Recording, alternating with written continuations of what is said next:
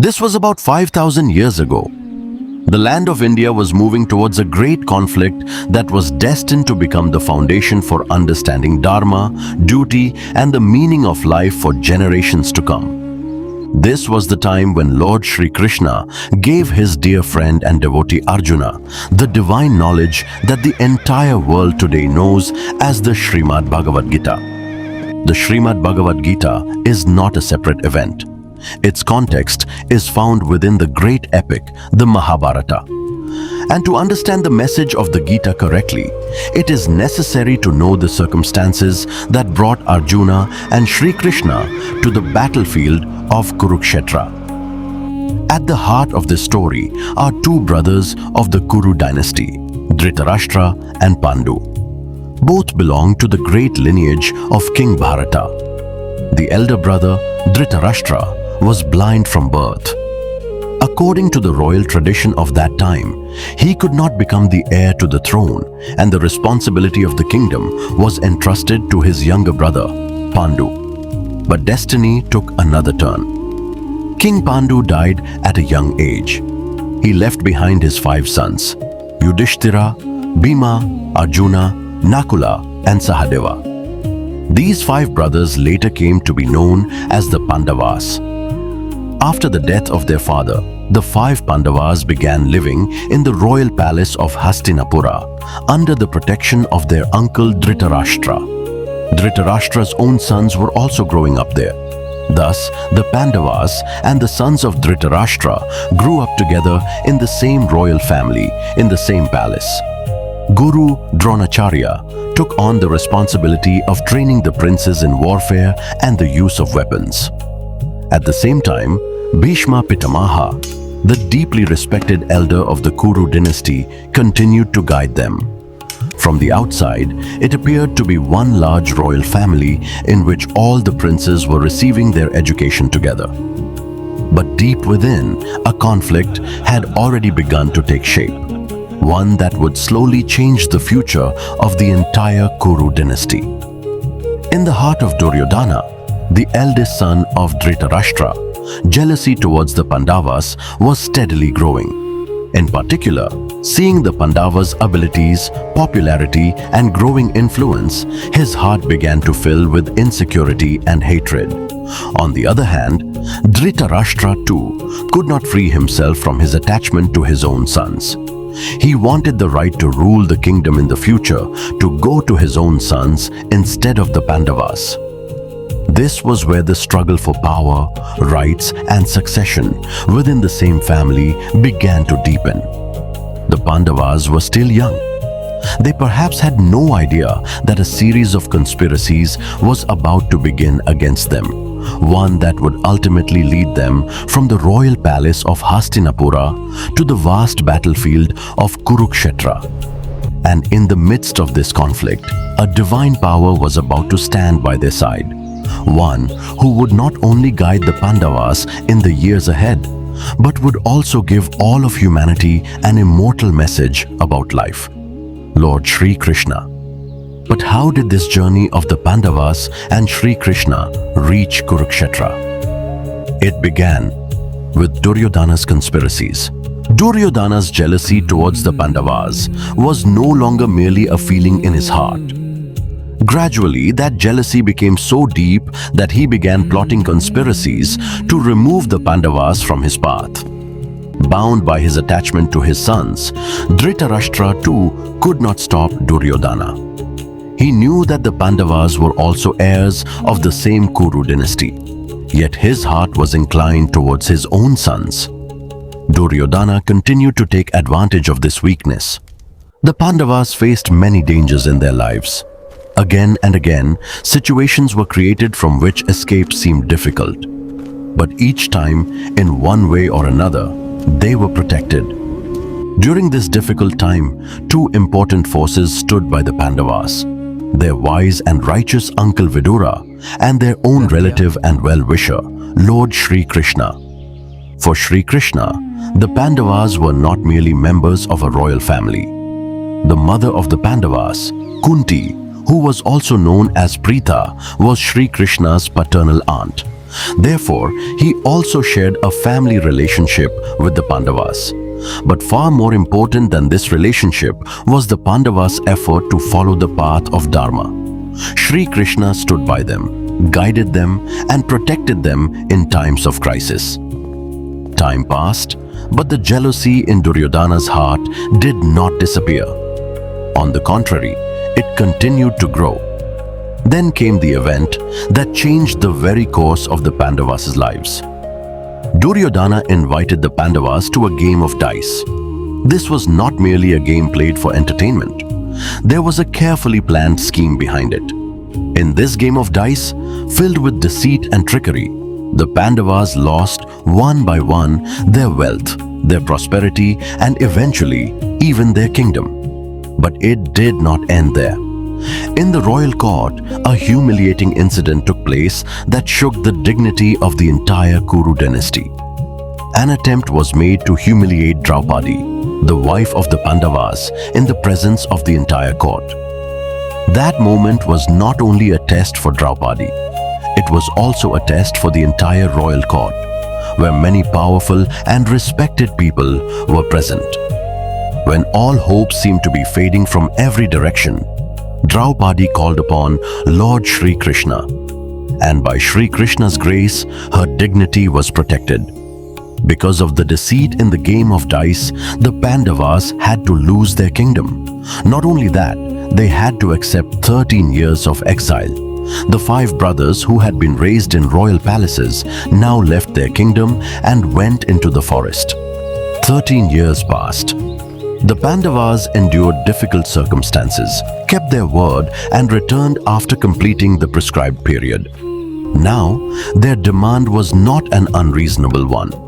They only wanted back the kingdom that was rightfully theirs. But Duryodhana clearly refused. In order to avoid war, the Pandavas made one more major compromise. They said, "We do not want the entire kingdom.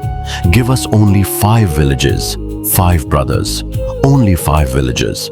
If Duryodhana had accepted this small demand, perhaps a devastating war could have been avoided. But power and arrogance had clouded his judgment.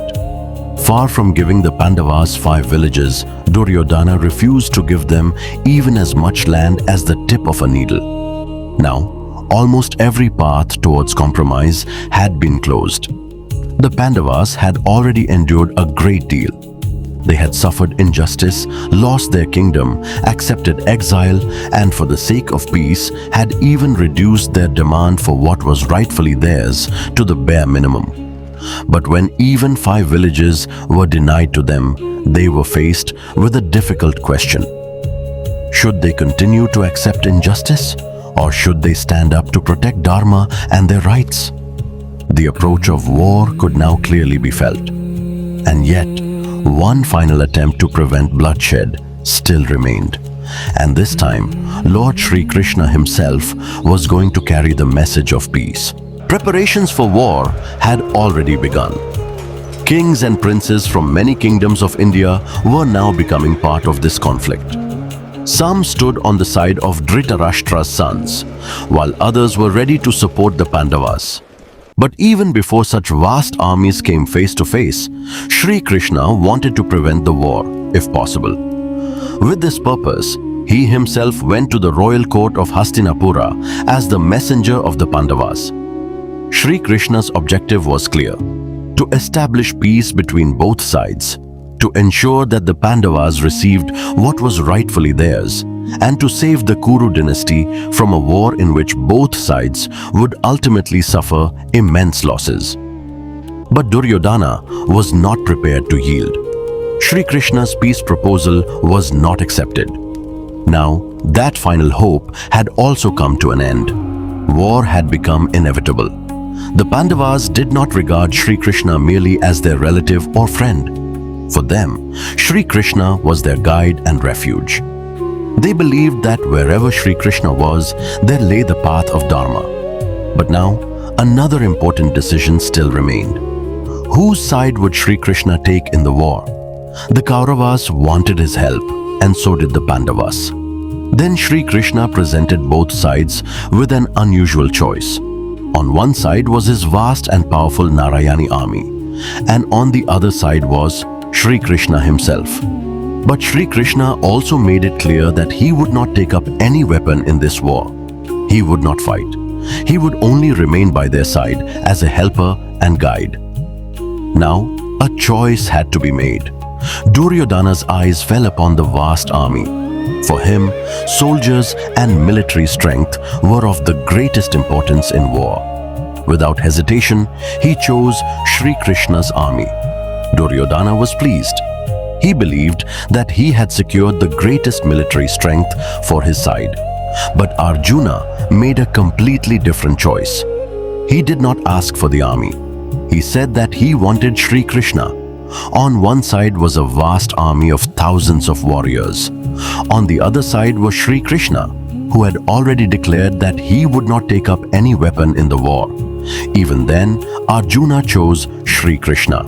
And from here began a new chapter in the divine relationship between Shri Krishna and Arjuna, one that would later become a source of knowledge for all of humanity. Shri Krishna agreed to become Arjuna's charioteer. Now, the battlefield was ready. The vast armies of the Kauravas and the Pandavas stood facing each other at Kurukshetra. The conch shells were about to sound. The bows were about to be raised. The family conflict that had been growing for years had now reached its decisive moment. But something was about to happen on this very battlefield that perhaps no one had imagined. The Arjuna who had prepared for war. The Arjuna who had taken up his bow. Within just a few moments, questions were about to arise in that very Arjuna's mind. Questions that would no longer remain questions about his own life alone.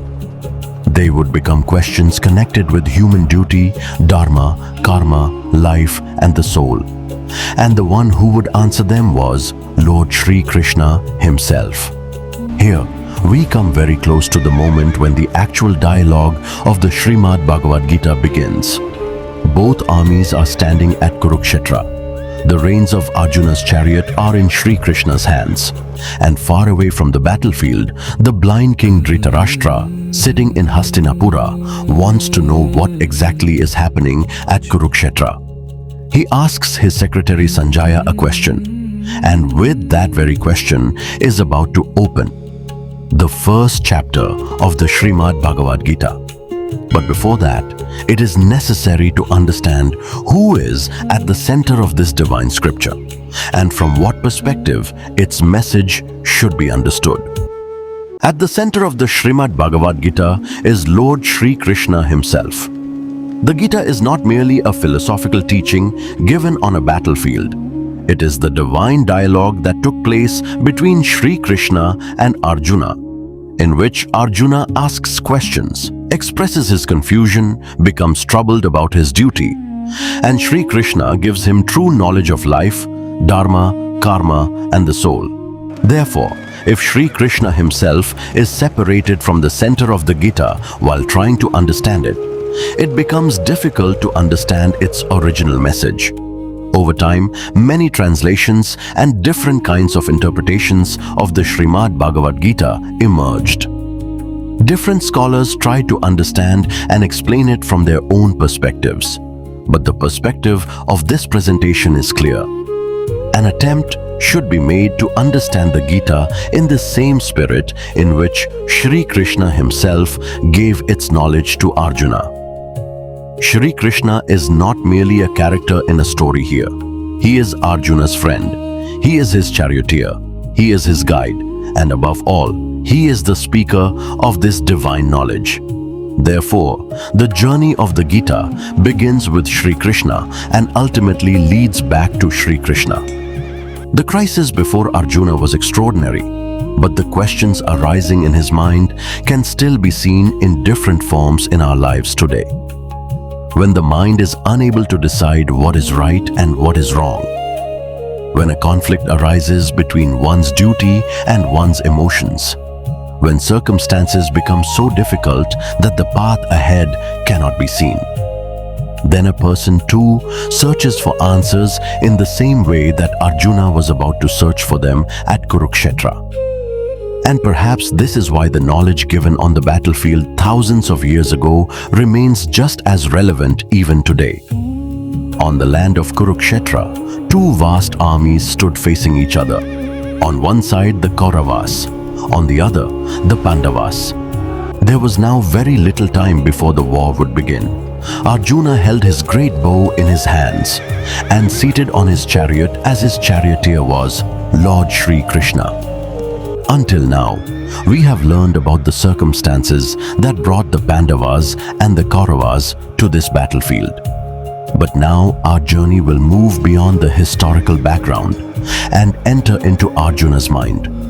Because the moment Arjuna carefully looks at the army standing before him, he will not see only enemies. He will see his own people there, his teacher, his grandsire, his relatives, his loved ones, and then the warrior who only moments earlier stood ready for battle will begin to feel deeply troubled within. A question will arise in his mind. Can a victory achieved by fighting one's own people truly be called a victory? And with this question will begin that divine journey, in which the questions will be Arjuna's, and the answers will be given by Lord Shri Krishna. From here begins the knowledge of the Gita, and from here begins our journey of knowledge through Geeta Saar. In this first episode, we learned about the circumstances that brought the Pandavas and the Kauravas to the battlefield of Kurukshetra, and how Lord Shri Krishna became Arjuna's charioteer.